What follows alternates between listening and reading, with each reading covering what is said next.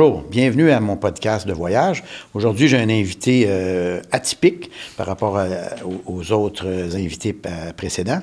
J'ai joué plus que 1000 matchs, je pense, dans la Ligue nationale. Une Coupe Stanley, bien entendu. Je présente aujourd'hui mon invité, Maxime Talbot. Salut, Maxime. Ça va bien? Ça va bien, toi? Oui, c'est 1000 matchs professionnels en tout. Ouais. C'est quoi les top 3 villes? J'aime beaucoup New York. J'ai toujours été attiré par cette ville-là, tu t'en vas au Madison Square Garden, c'était mon building préféré de base. J'ai toujours bien joué là-bas. Ouais, l'histoire de ça, tu sors de ton hôtel, tu marches au Madison Square Garden, puis tu rentres, puis là, c'est l'aréna, la glace est au 4e étage. Fait que là, tu as une longue marche à faire où l'autobus, elle monte, mais toi, il faut que tu la marches. Puis tu sais, c'était des bonnes jambes pour la game tout de suite, mais tu sais, la couleur du building, quand tu joues, tu as une énergie où là, ils vont montrer tous les artistes qui sont là, les gens importants. Donc, le Garden, puis la ville aussi, tu sais, la veille de la game, tu arrives là, puis tu vas souper dans les meilleurs restaurants. J'ai toujours apprécié 24-hour city. Là, c'est ça. L'implication sociale, ça vient de mon côté humain ou... tu sais, que j'ai toujours, même dans la Ligue américaine aussi, quand j'étais à Wilkes-Barre, j'ai gagné ce trophée-là. Dans la Ligue nationale, je l'ai gagné un an aussi. Serrer des mains, aller livrer de la pizza à des fans qui attendent en ligne pour avoir des billets, des choses comme ça, des visites d'hôpital. J'avais ma fondation Max Talbot à Pittsburgh. J'ai ma fondation ici avec mon chum Bruno Gervais. Donc, s'impliquer dans la société en tant qu'athlète, ça a toujours été super important pour moi parce que, veux pas, on parlait d'être reconnu, d'être connu lorsque tu voyages, mais dans ta ville aussi, on dirait que c'est ça que...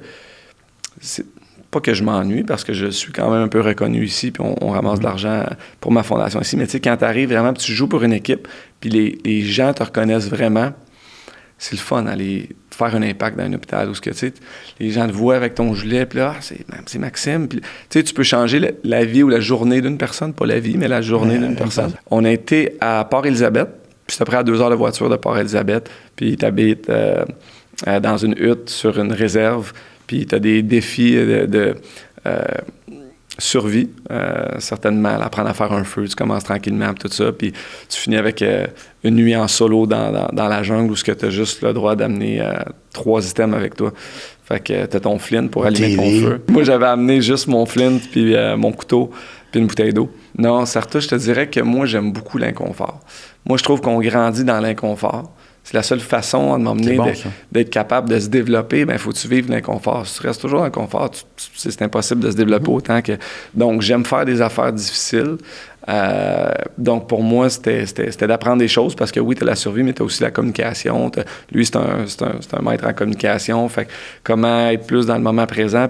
Puis ce soir-là, en survie, où tu es toute seule dans la jungle, qu'il y a des dangers réels, tu te retrouves sur le top d'une colline avec un troupeau de wildebeest, puis là, t'as rien, puis là, le taureau, il se rapproche de toi tranquillement, puis là, tu fais comme, qu'est-ce que je fais? Tu te retrouves vraiment toute seule. Avec mon fils, j'aimerais ça aller en Inde, des fois, juste faire du kung-fu, puis de la méditation, puis juste comme, hey, tu sais, on est très bons, là, ils n'ont pas d'écran, ils n'ont pas rien, on a été très bons avec nos enfants, là, mais tu sais, juste sortir du confort puis de faire quelque chose d'extrêmement difficile pendant 1 mois, 2 mois.